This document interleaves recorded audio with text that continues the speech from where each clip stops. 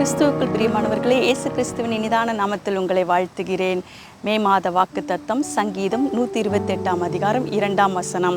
உன் கைகளின் பிரயாசத்தை நீ சாப்பிடுவாய், உனக்கு பாக்கியமும் நன்மையும் உண்டாயிருக்கும்.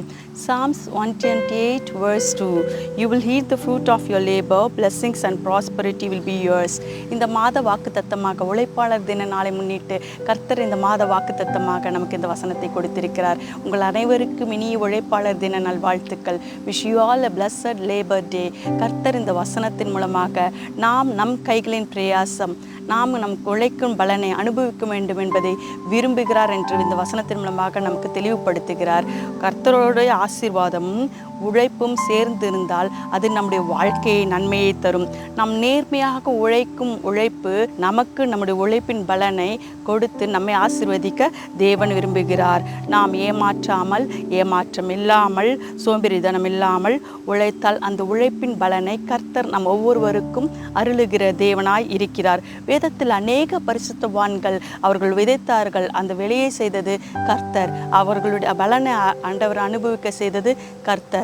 அநேக தரம் ஒவ்வொரு பரிசுத்தவான்களின் உழைப்பையும் கர்த்தர் அவர்களுக்கு ஆசீர்வதித்து அதை பெருக பண்ணி 100 1000 அதை பெருக பண்ணி அவர்கள் கைகளில் கொடுத்து அவர்கள் மாத்திரமல்ல, அவர்கள் மூலமாக அவர்கள் சுற்றி இருக்கிறவர்களையும் அவர்கள் சந்ததிகளையும் ஆசீர்வதிக்கிற தேவனாயிருக்கிறார். அதை தான் ஆண்டவர் சொல்கிறாரு, உன்னுடைய கைகளின் பிரயாசத்தை நீ சாப்பிடு. முதல் நம்முடைய கைகளின் பிரயாசத்தை நாம் சாப்பிடுகிற ஆசீர்வாதம் வேண்டும். மற்றவர்கள் பகிர்ந்தளிக்கும் முன்பாக நமக்கு எந்த விஷயங்களும் எந்த தடைகளும் இல்லாமல் நாம் அனுபவிக்க கர்த்தர் நம் கைகளை திடப்படுத்த வேண்டும், அதை ஆசீர்வதிக்க வேண்டும். யோசேப்பு ஒரு சேமிப்பின் தலைவன். அவன் மூலமாக கர்த்தர் அவன் அடிமைத்தனத்தின் வாயிலாக நடத்தி கொண்டு போனாலும் ஒரு அநாதி தீர்மானம் அவனுக்காக இருந்தது. என்னவென்றால் கர்த்தர் அவன் மூலமாக அவனுடைய கையின் பிரயாசத்தின் மூலமாக அவனை மாத்திரமல்ல, அவனை சுற்றியுள்ளவர்களையும் அந்த தேசத்தையும் அவனை சுற்றியுள்ள தேசத்தையும் அவனுடைய தகப்பனையும் அவன் தகப்பன் குடும்பத்தார் அவன் சகோதரர்களையும் அவனை விற்று போட்ட சகோதரர்களையும் போஷிக்கும் விதமாக ஆண்டவர் அவருடைய கையின் பிரயாசத்தை ஆசீர்வதித்தார். இரண்டாவது போவாஸ், ஒரு ஹார்ட் ஒர்க்கிங் பர்சன், ஒரு கடினமான உழைப்பாளி. அந்த வயதிலேயும் அவனுக்கு அநேக வயல்கள் இருந்தன. கோதுமை மணிகள் மாத்திரமல்ல, அநேக தானியங்கள் அங்கே வளர்ந்து கிடந்தன. அவன் உபாகமத்தில் ஆண்டவர் சொன்ன மாதிரி அந்த ஏழைகளுக்கெல்லாம் படி அளக்கிற அளவு ஆண்டவர் அவனை உயர்த்தினார். அவன் இரக்கமுள்ளவனாயிருந்தான், கைண்ட் பர்சன். அது மாத்திரமல்ல, ஒரு உழைப்பாளி. அது மாத்திரமல்ல, அவன் ஒரு நீதிமான், ரைச்சியஸ் பர்சனாக இருந்தான். அவனுடைய உழைப்பின் பலன் அவனுக்கு மாத்திரமல்ல, அவனிடம் வேலை செய்கிறவர்களுக்கும் அது சேரும்படி அவன் உள்ளத்தை கர்த்தர் ஏவினார், அவனை ஆசீர்வதித்தார், அவனுக்கு ரூத்தை கொடுத்தார். அவன் சன்னதியில் தான் கர்த்தர் பிறந்தார், இயேசு கிறிஸ்து பிறந்தார். அதன் மாத்திரமல்ல, மூன்றாவதாக அப்போஸ்தலனாகிய பவுலை உங்களுக்கு ஹைலைட் பண்ண விரும்புகிறேன். அப்போஸ்தலனாகிய பவுல் ஒரு ஊழியக்காரர், ஒரு சுவிசேஷகர், அநேக பேரை ஆண்டவருக்குள்ளே கொண்டு வந்தவர், கர்த்தரால் வழி நடத்தப்பட்டவர். ஆனால் அவருடைய சுவிசேஷத்தின் மத்தியில் அவர் கூடார தொழிலை செய்து வந்தார். He was the one who was making tent. அதன் மத்தியில் செய்து அதன் பலனை அனுபவித்து மற்றவர்களையும் அவர் என்கரேஜ் பண்ணி அவர்களை ஆண்டவருடைய ஊழியத்துக்கு செய்யுமாறு அநேகரை எழுப்பினார்.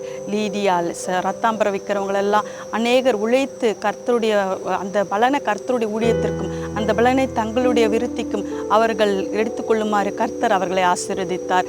அதே போல தான் இன்று உங்களையும் உங்கள் உழைப்பையும் ஆண்டவர் அந்த உழைப்பின் பலனை வீணாக்க விட மாட்டார். உங்கள் உழைப்பின் பலனை உங்களுக்கு தருவார். அதனால் உங்கள் குடும்பத்திற்கு பாக்கியமும் உங்கள் குடும்பத்திற்கு நன்மையும் உங்களை சுற்றியுள்ள பாக்கியமும் உங்கள் ஊழியத்திற்கு நன்மையும் அது கொடுக்கும். விதைத்தது நீங்களாயிருக்கலாம், ஆனால் வெளியே செய்பவர் தேவனாயிருக்கிறார். அந்த உழைப்பின் பலனை ஆண்டவர் அனுபவிக்க விடுகிறார். They will enjoy the fruit of the labor. உபாகமம் 28 அதிகாரம் 12 வசனம் இப்படி சொல்கிறது, நீ கையிட்டு செய்யும் வேலைகளிலெல்லாம் அவர் ஆசீர்வதிக்க கர்த்தர் உனக்கு தமது நல்ல பொக்கிஷசாலைகளை வானத்தை திறப்பார். நல்ல பொக்கிஷசாலைகளை ஆகிய வானத்தை திறப்பார்.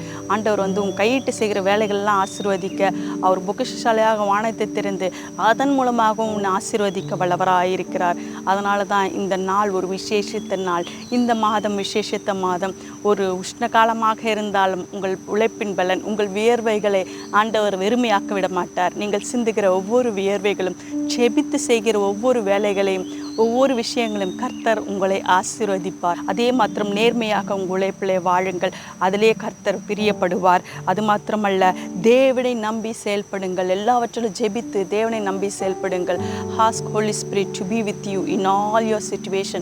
கர்த்தருடைய பரிசுத்த ஆவியானவரே உங்களோடு கூட இருந்து எல்லா சூழ்நிலைகளிலும் பரிசுத்த ஆவியானவரே என்னை வழி நடத்த என்று சொல்லி பாருங்க. கர்த்தர் உங்களை அழகாக வழி நடத்துவார். உங்கள் உழைப்பின் பலனை உங்களுக்கு கொடுப்பார்.